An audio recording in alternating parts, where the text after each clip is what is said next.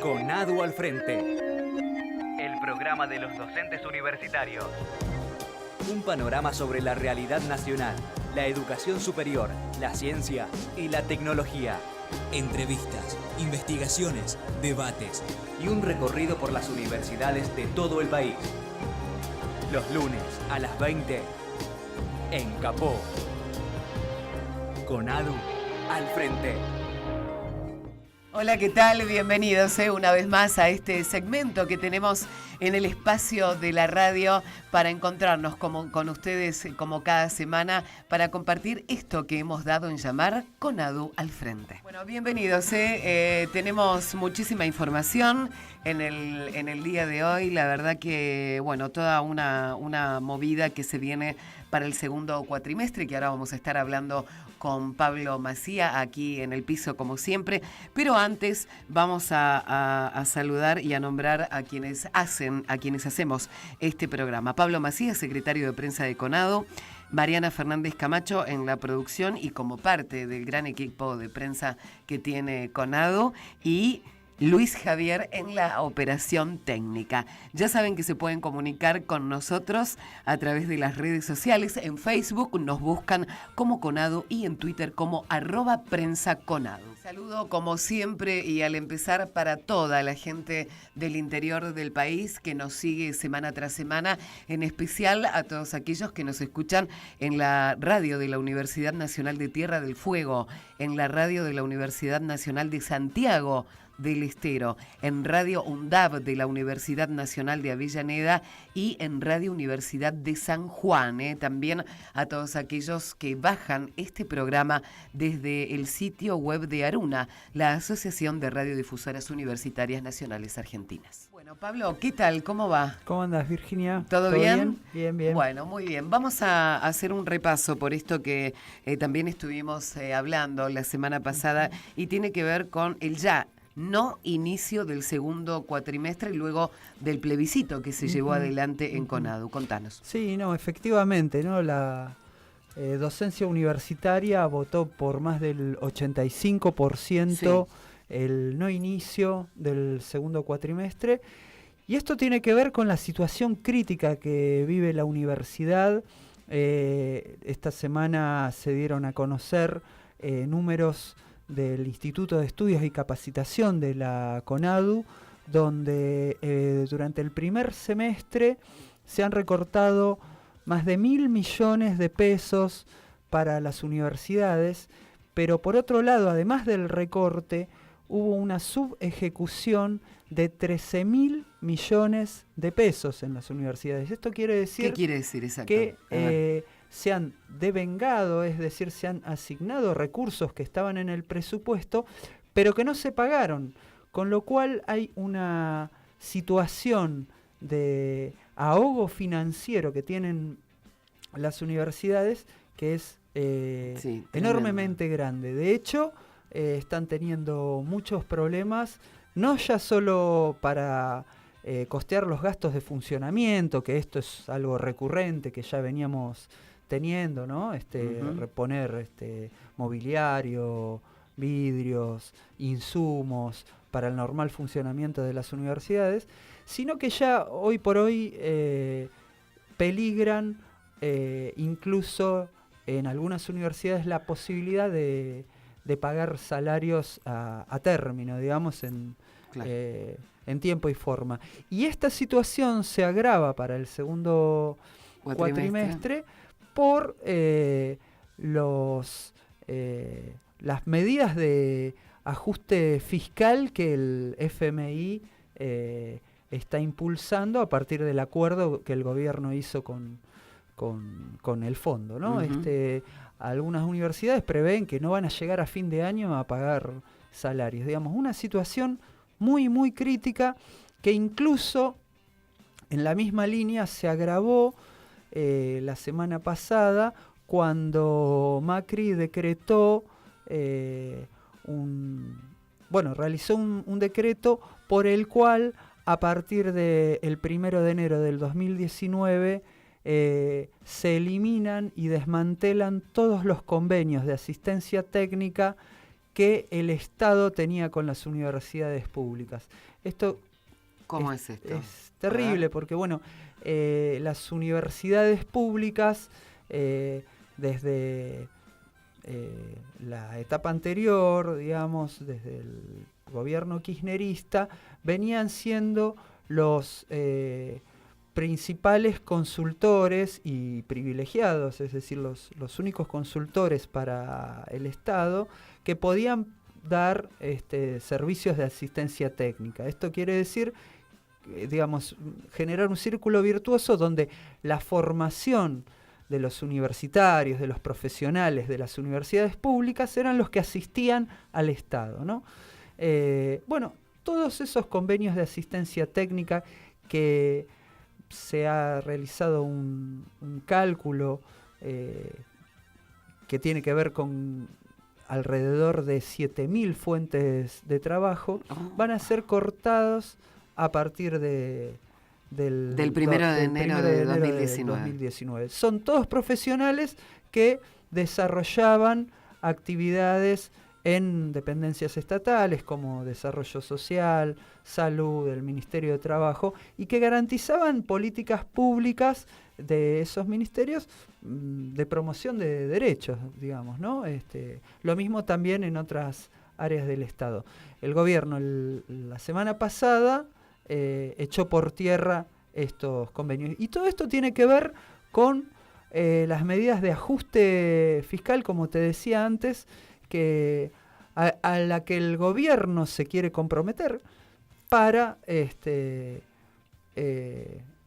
cerrar el acuerdo con el Fondo Monetario Internacional, sí, que bueno, ya lo hablamos también en otras oportunidades, ¿no? Que tiene que ver con financiar el fondo. Lo que vendría a hacer es a financiar con más deuda, después que tenemos que pagar los argentinos, seguro, seguir financiando la última etapa de esta terrible fuga de capitales que está generando este gobierno. Digamos, el modelo económico que lleva adelante este gobierno no cierra si no es con ajuste, no cierra si no es con endeudamiento, sí, está claro. Y eso cada vez va a profundizar más la crisis, ¿no? Por eso es que nosotros llevamos adelante esta medida tan contundente como es el no inicio del segundo cuatrimestre, para marcar claramente cuál es la gravedad de la situación que estamos viviendo las universidades públicas. ¿Hay alguna reunión prevista con la Secretaría El Ministerio de Educación todavía no nos ha convocado formalmente. Desde abril sigue empecinado en el techo de un 15%. Sí. Irrisorio. Y lo más terrible es eso, que no ha vuelto a realizar una convocatoria. Unilateralmente en mayo, después de que hicimos la gran movilización de las antorchas, otorgó un 5%, pero de manera unilateral, a cuenta, entre comillas, de futuros acuerdos, pero por el momento sigue estancado en ese empecinamiento, en una situación que cambió abismalmente. Nosotros ya, iniciada la paritaria, decíamos que no preveíamos que la inflación anual sea de un 15%, pero digo, hoy por hoy ya no queda ningún tipo de dudas, y hasta ellos mismos lo terminan avalando, que la inflación va a estar por arriba del 30%. Entonces es una bestialidad que sigan planteando esta pauta salarial para los docentes, y teniendo en cuenta esto que decíamos antes, ¿no? Digo, no todos los sectores de la economía estamos perdiendo, sino que hay un sector muy minoritario, pero que está ganando mucho dinero, y desde ahí es donde decimos que hay que distribuir de otra manera, y que todo lo que nosotros estamos reclamando es algo razonable, y es algo que se puede conseguir, y el gobierno tiene que entenderlo y dar el brazo a torcer para resolver estas cuestiones, ¿no? Las vías de comunicación son a través de las redes sociales, en Facebook Conadu y en Twitter @prensaconadu. Bueno, venimos nuevamente en esta hora que compartimos semana tras semana con ustedes aquí en Conadu al Frente. Ahora estamos en comunicación con Santiago Fraschina. Él es director de la carrera de Economía en la Universidad Nacional de Avellaneda. Así que bueno, Santiago, te damos la bienvenida. ¿Cómo estás? Gracias por atendernos. ¿Cómo le va? Un saludo grande y un placer salir por el programa de ustedes. Bueno, qué bueno, me alegro. Bueno, recién estábamos hablando, no sé si nos escuchaste en el primer bloque, pero hablábamos con Pablo Macía de bueno, no sé cómo llamarlo, la verdad, pero bueno, de este plan económico nefasto que lleva adelante el presidente Macri. Y sabemos que durante tu intervención en el Congreso de Conadu mencionaste literalmente que el modelo económico de Macri ya está terminado y que estamos en la última etapa de lo que es, bueno, el saqueo macrista que le exige el Fondo Monetario Internacional. ¿Estamos realmente en el final del modelo económico de Macri? Me asusta un poco, te digo esto, ¿eh? Sí, yo estoy convencido. Obviamente, a partir del retorno al Fondo Monetario Internacional, desde mi perspectiva, lo que se trata de hacer es darle un respirador artificial a un paciente que está declarado de muerte, pero obviamente cuando uno dice o cuando uno pronostica esto, no sabe ni cuándo ni de qué manera se va a dar eso. Mi interpretación es que cuando empezó la corrida cambiaria, lo que estaba pasando es que el sistema financiero internacional, que había sido y es uno de los grandes beneficiarios de este modelo económico, se había dado cuenta que ya este modelo económico estaba terminado, y por eso se estaban yendo de la Argentina, cuando empiezan a vender las LEVAC, que era el instrumento financiero para lo cual vinieron, que les daba una rentabilidad altísima, pero empezaron a vender esas LEVAC y empezaron a comprar dólares y irse. Bueno, estaba demostrado que el sistema financiero internacional se estaba yendo de la Argentina, porque había sacado el diagnóstico de que este modelo estaba acabado, y el miedo del sistema financiero internacional es que si explota la burbuja financiera antes que ellos se vayan, se pueden quedar sin los dólares. Entonces, como veían la perspectiva que es esa burbuja financiera de los que ellos formaban parte, que el déficit externo que era cada vez más grande, que el modelo solo se sustentaba con endeudamiento externo del Estado Nacional, y en enero, el sistema financiero internacional le había prestado 9.000 millones de dólares y ya le dijo que no le prestaba más. Entonces, a ver ese panorama, lo que vio el sistema financiero internacional es que al no querer quedarse sin los dólares se empezaron a ir.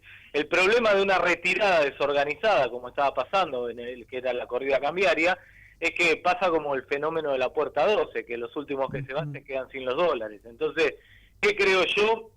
Que el Fondo Monetario Internacional lo que vino a hacer es a ordenar la retirada, es decir, garantizarle al sistema financiero que la Argentina le pague la mayor cantidad de deuda posible, y además que cuando la burbuja financiera se termine de explotar, darle tiempo a los bancos para que se puedan ir, y además que todos los bancos se puedan llevar los dólares. Entonces esos dólares que se van a ir fugando, que ya se están fugando inclusive de que nos prestaron los 15.000 millones de dólares, lo va a poner el Fondo Monetario Internacional, pero lo vamos a terminar pagando todo el pueblo argentino, porque eso es endeudamiento externo con el Fondo Monetario Internacional.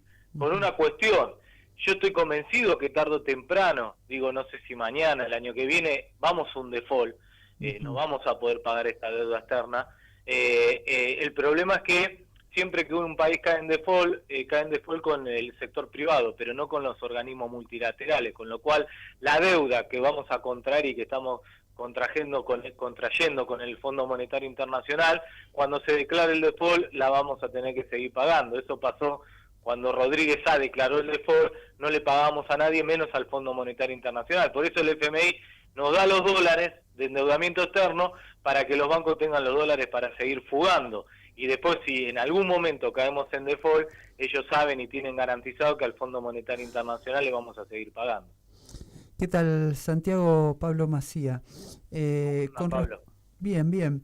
Bueno, con lo que nos estás comentando, más o menos, ¿no? Pero, bueno, ¿y vos qué opinás? Digamos, está claro que el modelo económico que llevó adelante el macrismo era insustentable, y el FMI, digamos, lo que intenta es, bueno, esto que vos decías, ¿no? La última vía para la retirada de capitales. Ahora, las medidas que promueve el FMI tienen que ver también con ocupar, digamos, parte de la soberanía que tendríamos que tener como Estado en las distintas variables macroeconómicas, ¿no? ¿Qué podría pasar, digamos, si no resistimos este modelo, digamos, reestructuraciones permanentes de deuda?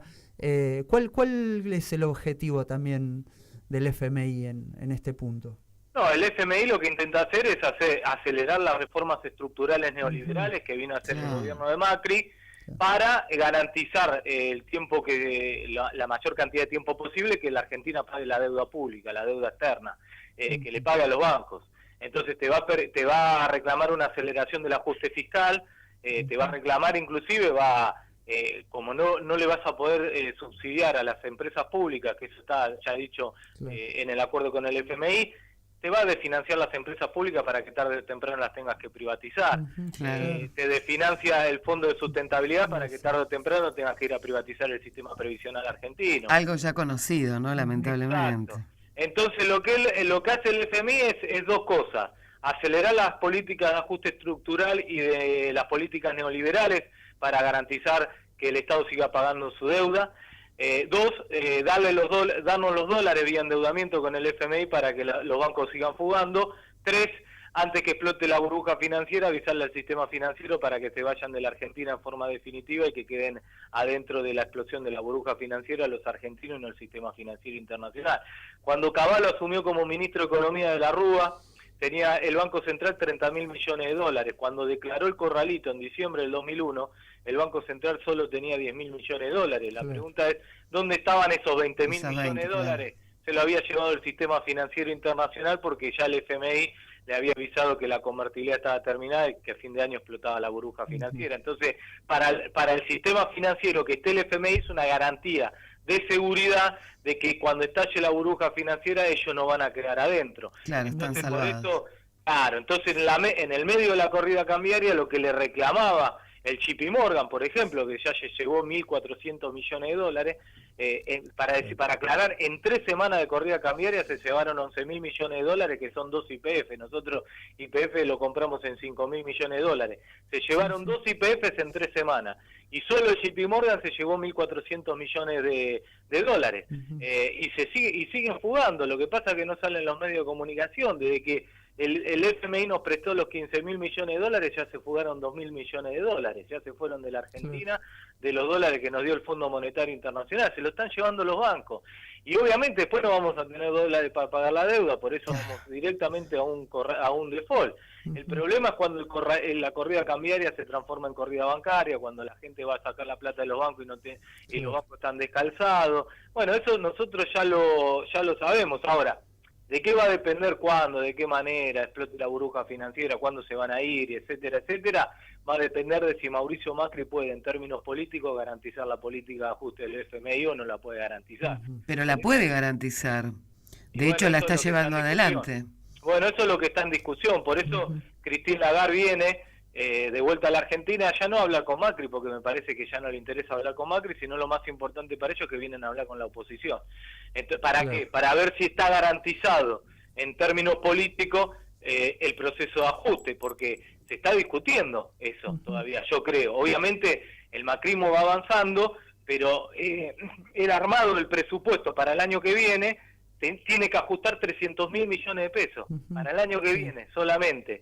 Entonces, en el armado del presupuesto público, ahí vamos a ver si los gobernadores de la oposición, etcétera, etcétera, le garantizan el ajuste que el FMI le está reclamando. Macri le está diciendo que de los 300.000 millones de pesos, 150.000 millones los va a tener que ajustar las provincias. Bueno, si los gobernadores aceptan esas condicionalidades, el FMI ya puso que las paritarias tienen que ser del 8%. Si el sindicalismo acepta esas condicionalidades, bueno, ahí el FMI se va a ir tranquilo de la Argentina de que el ajuste está garantizado. Santiago. Perdón, discúlpame, ¿cómo juegan los fondos del ANSES en todo esto? No, lo que van a tratar de hacer es liquidar el fondo de sustentabilidad para utilizar el fondo de ANSES para pagar deuda pública. Entonces, por eso ya no quieren aumentarle tanto a los jubilados, no quieren que el fondo de sustentabilidad se gaste en los jubilados, sino que esa plata se destina al pago de la deuda pública. Y eso, por eso se va a terminar liquidando el fondo de sustentabilidad, por eso ya dijeron que el fondo de sustentabilidad tiene acciones en distintas empresas. Bueno, ya comprometieron que van a vender esas acciones para pagar deuda pública, con lo cual te van a ir liquidando el fondo de sustentabilidad y después van a decir que no hay plata para pagar a los jubilados y van a hacer una privatización del sistema previsional argentino. Sí. Santiago, una pregunta. Vos decías, ¿no?, que el FMI viene a monitorear a ver si se puede garantizar la gobernabilidad de este sistema, de este plan de ajuste. Vos lo habías dicho y nosotros coincidimos en que lo que tenemos que hacer es movilizarnos fuertemente, generar unidad de acción entre el pueblo, el movimiento obrero, para tratar de frenar este modelo, ¿no? Y dar el brazo a torcer. Quería preguntarte si por un lado podías profundizar en si esto es así, y por otro lado, todavía no es el momento, creo que estamos en el momento de la conflictividad, pero ¿cuál pensás vos que pueden ser algunas herramientas como para volver a retornar a un modelo económico más soberano, autónomo, si tiene que ver con, como pasó en otros momentos, negociar quitas o directamente, bueno, hay conceptos también, no sé si los trabajan, pero hasta hay conceptos de deuda odiosa, digamos, que se usaron en situaciones muy críticas. ¿Estos instrumentos son viables? ¿Tratar de que los argentinos que tienen el dinero en el exterior lo vuelvan a traer? ¿Cuáles serían? Tiro algunas, quizás vos tenés más claro cómo poder hacer, ¿no?, frente a todo esto, ¿no? No, en principio sí, lo que me parece que la única forma de que no avance el ajuste del Fondo Monetario Internacional es a través de la conflictividad social, no hay otra manera. Esto pasó en Jordania hace unos meses, renunció el primer ministro de Jordania por las protestas sociales, porque hace 2 años Jordania firmó el acuerdo con el Fondo Monetario Internacional, generó tanto conflicto social que tuvo que renunciar el primer ministro. Está estallando Haití en términos sociales por las políticas del FMI. En Grecia, ¿por qué no estalla? Porque no hay conflicto social. Entonces, claro, hace años que viene avanzando la política de ajuste que están en Grecia, que están llevando una tasa de desocupación del 25%, que es la desocupación más alta que de Grecia de su historia. Pero ¿cuál es el punto? Que no hay conflicto social en Grecia, por eso los gobiernos siguen aplicando la receta del Fondo Monetario Internacional. Si no vamos a un conflicto social, podemos terminar como Grecia, claramente. Yo lo que sostengo, además, que todos esos que hablan de la oposición, a ver, no hay un modelo alternativo a esto si se reconoce el acuerdo con el Fondo Monetario Internacional. No hay oposición. Aquel que dice que puede dar una batería de medidas económicas alternativas, pero sigue reconociendo el acuerdo con el FMI, está legitimando el acuerdo con el Fondo Monetario Internacional. Entonces podemos discutir millones de política económica. Ahora, la principal y la primera para empezar a discutir soberanía económica es romper el acuerdo con el FMI, porque además el Fondo Monetario Internacional, repito, te presta a cambio de condicionalidades. El artículo 4 del FMI se llama así, condicionalidades. Ellos te dicen, te bajo 15.000 millones de dólares y te doy esta serie de condicionalidades. Y en un trimestre, después de 3 meses, te audito. Si vos cumpliste con las condicionalidades, te vuelvo a prestar. Si no cumpliste con las condicionalidades, no te vuelvo a prestar. Por eso el miedo, me estimo, del gobierno Mauricio Macri, es poder cumplir con ese acuerdo, porque los 50.000 millones de dólares que nos prometieron no es que nos lo van a bajar. Van a depender si Mauricio Macri cumple o no con las pautas o las políticas que se comprometió con el Fondo Monetario Internacional. Si pasa un trimestre y no cumplió con casi nada, el FMI le va a decir, no hay $1 más. Y si no hay $1 más, el sistema financiero se va y ahí explota la burbuja financiera. Ese es el problema del gobierno de Macri, por eso me imagino que va a tratar de lograr este ajuste del FMI con represión y con lo que sea necesario. Ahora, no hay forma de que retroceden, y sobre todo algunos opositores que a veces acompañan las medidas del gobierno de Mauricio Macri, si ven a la gente en la calle. Entonces me parece que es la conflictividad social. Y después, y ojo, porque también el objetivo final siempre del Fondo Monetario Internacional son dolarizar las economías latinoamericanas. Lo hicieron en los 90 en Ecuador, el asesor fue Domingo Felipe Cavallo, y ni Correa pudo desdolarizar la economía ecuatoriana. Una vez que te dolarizan, es muy difícil desdolarizar las economías. Entonces, cuanto más tiempo el FMI está en la Argentina, más problemas estructurales te va a generar para después no poder resolverlos. Entonces, vamos un camino, y ya perdiste soberanía monetaria y cambiaria, porque en definitiva la tasa de interés hoy en la economía argentina ya no la fija más el Banco Central. Claro, El sistema financiero. Cada vez que se renueva el LEVAC, el Banco Central le va a tener que preguntar al sistema financiero qué tasa de interés quiere, porque si no llegan a renovar las LEVAC y se van a dólares, y bueno, se profundiza la corrida cambiaria, con lo cual ya hoy no tenés soberanía económica. Entonces, tenés que cambiar estructuralmente este modelo económico si querés empezar a tener de vuelta soberanía económica. Sí, a ver, te van a dejar miles de problemas, el endeudamiento es el mayor. Imagínate que emitieron un bono a 100 años, endeudaron a 26 gobiernos, hoy estaríamos pagando un bono que emitió Hipólito Yrigoyen en 1918.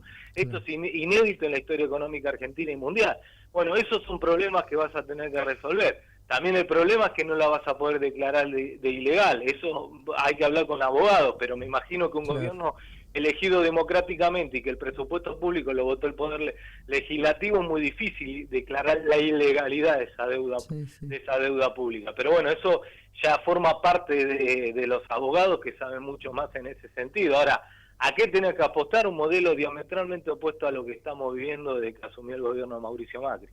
Claro. Santiago, muchísimas gracias por esta comunicación. Clarísimo todo lo que nos contaste. Bueno, gracias a ustedes, un placer y para lo que necesiten. Muchas gracias. Santiago Fraschina, en comunicación con CONADU al frente, director de la carrera de Economía en la Universidad Nacional de Avellaneda. Estamos en comunicación directa con María Laura da Silva. Ella es delegada de TELAM. ¿Cómo estás, María Laura? Buenas noches. Hola, buenas noches. Gracias por la comunicación. No, por favor, la verdad que, bueno, lo primero que queremos transmitirte desde aquí, desde la mesa de trabajo de CONADU al frente y desde todo CONADU, es nuestro saludo solidario para todos los compañeros que fueron despedidos.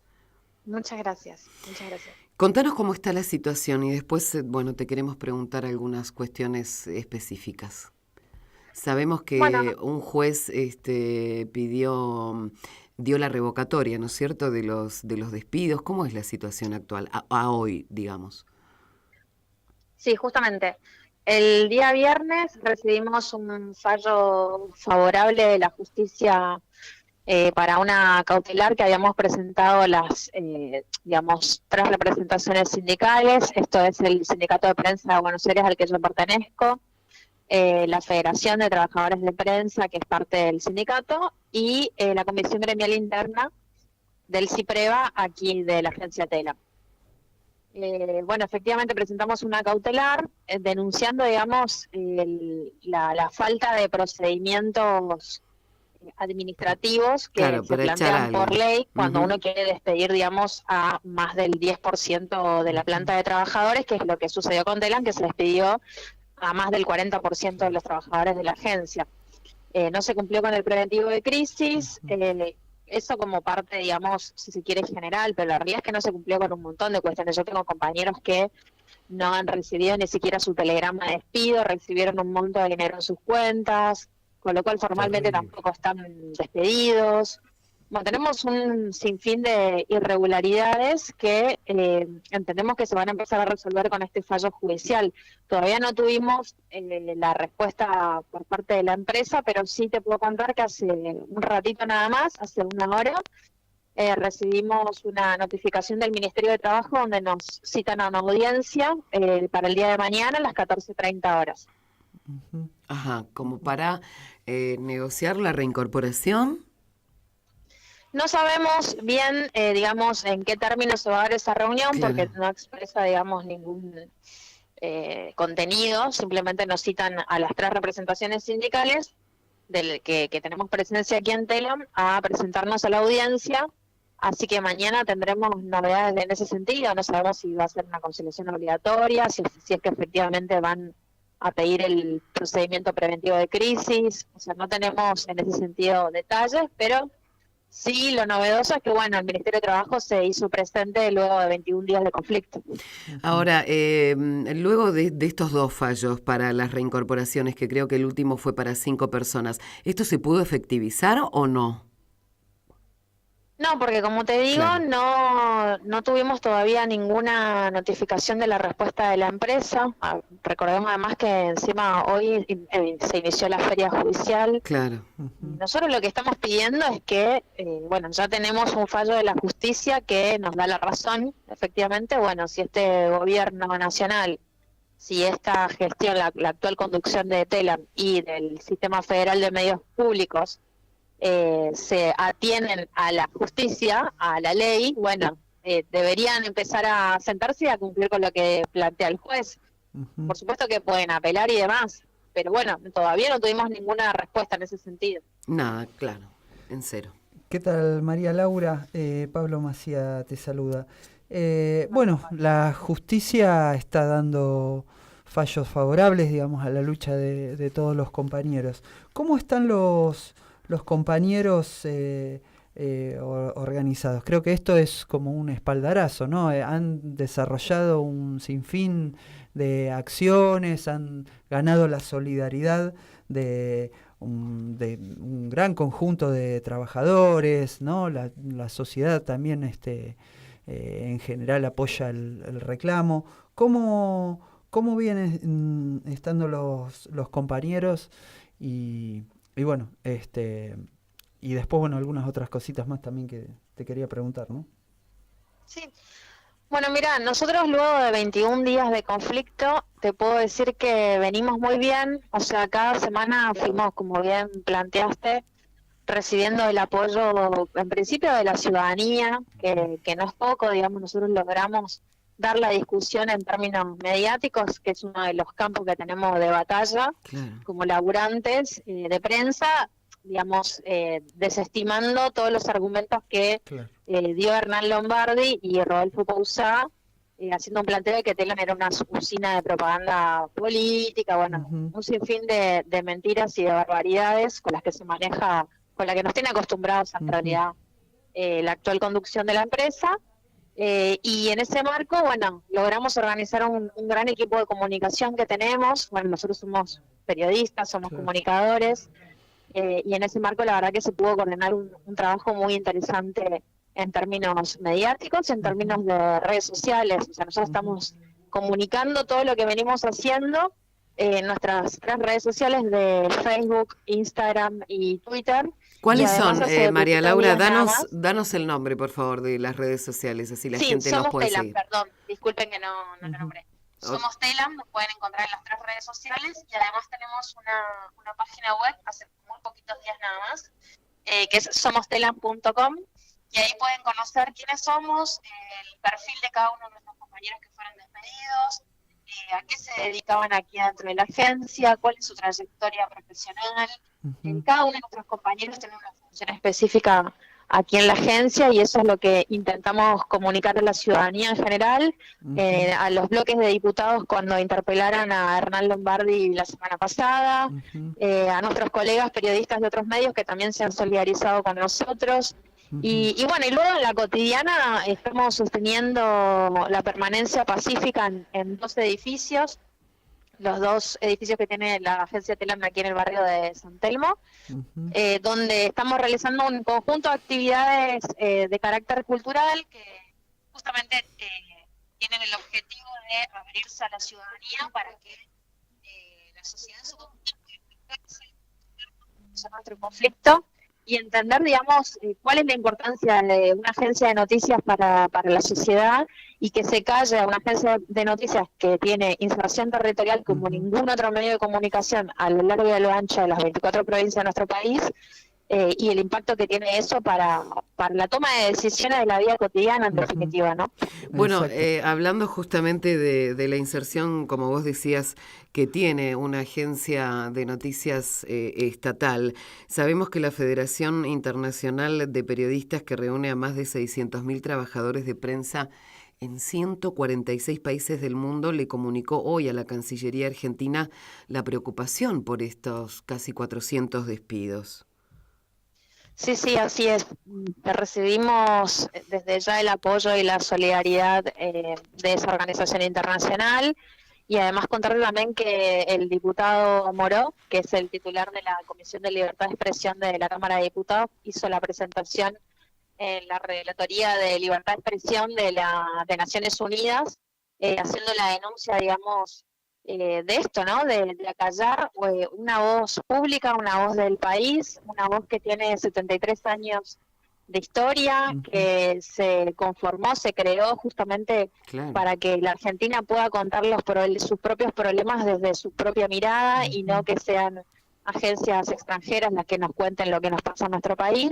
Bueno, evidentemente este gobierno tiene la política de volver 70 años de historia para atrás, ¿no?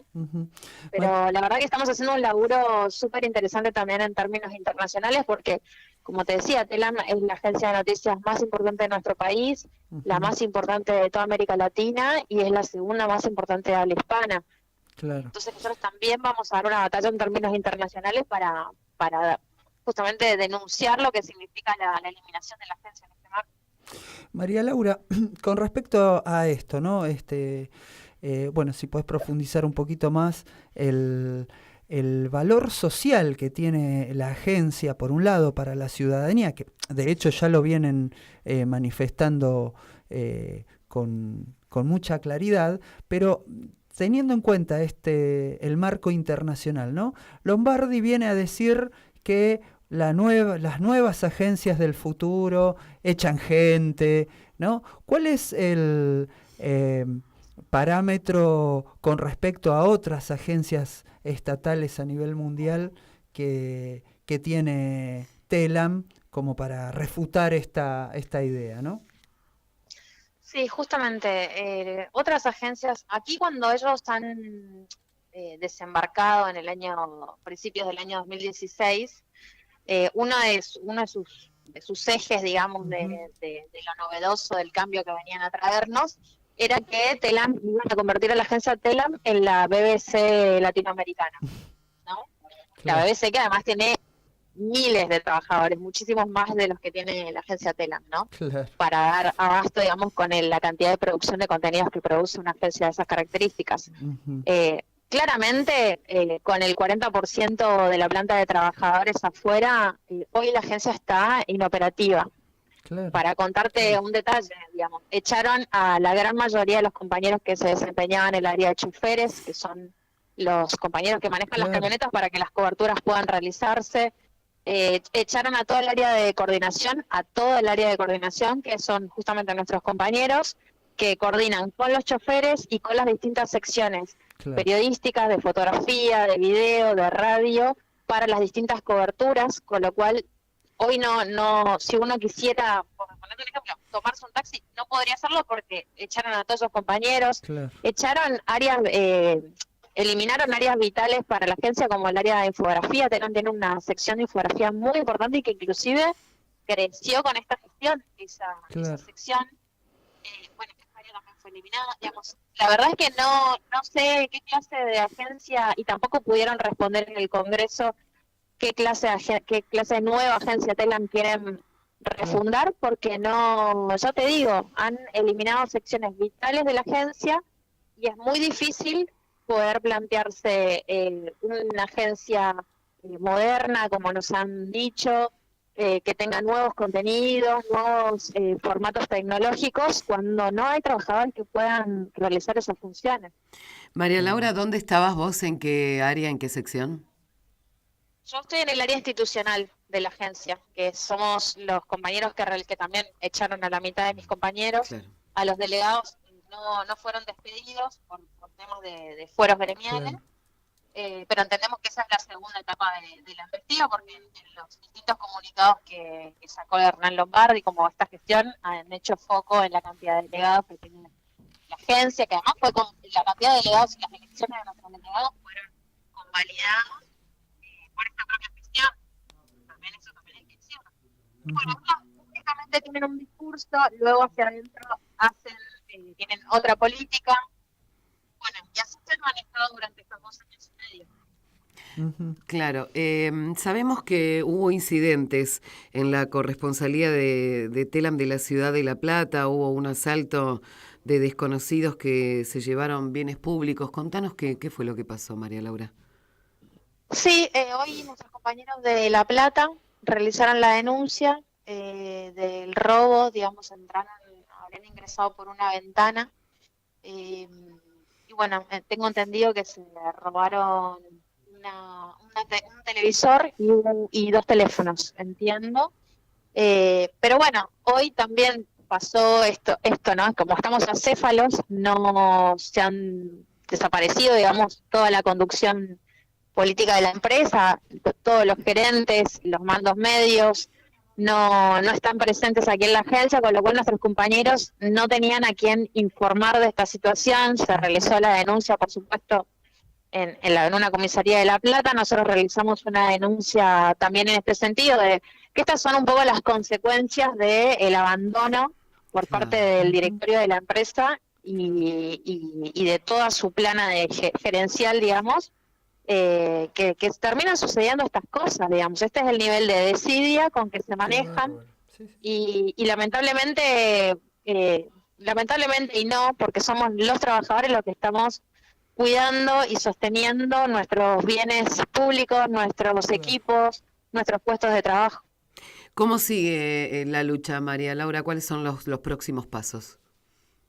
Bueno, como te decía, mañana tenemos esta audiencia en el Ministerio de Trabajo. A las 5 de la tarde aproximadamente tendremos una asamblea como para informar a todos los compañeros del objetivo de esta reunión, que como te decía, no sabemos bien a qué nos citan, digamos, a qué nos cita el Ministerio de Trabajo. Así que en función de eso tendremos novedades de nuestras próximas medidas de fuerza. En principio nosotros vamos a seguir sosteniendo la permanencia pacífica en los 2 edificios hasta tanto se abran los canales de diálogo que ya desde el propio viernes la justicia los está obligando y que no están cumpliendo. María Laura, muchísimas gracias por este contacto con CONADU al frente. Un abrazo para vos y lo hacemos extensivo para todos los compañeros de Telam. Fuerza, bueno, muchísimas gracias a todos ustedes y un abrazo grande también. Bueno, nos vamos, ya llegando al final del programa, sin antes mencionar y saludar a nuestros compañeros de Tierra del Fuego. Pablo, se comunicó con nosotros Elizabeth Furlado, secretaria de prensa del gremio de AFUDI, gremio de base de CONADU en Tierra del Fuego, que dice que ahora en Tierra del Fuego 16 grados bajo cero. Terrible, terrible. Impresionante, no quiero estar en los zapatos de Elizabeth ni de nadie en Tierra del Fuego. Bueno, un beso grande para todos allí que nos sintonizan semana tras semana. Gracias. ¿Nos encontramos la próxima? Nos encontramos la próxima. Muchísimas gracias a ustedes que estuvieron del otro lado. Mariana Fernández Camacho en la producción, Luis Javier en la operación técnica. Que tengan todos ustedes una muy buena semana. Nos reencontramos la próxima. Chao.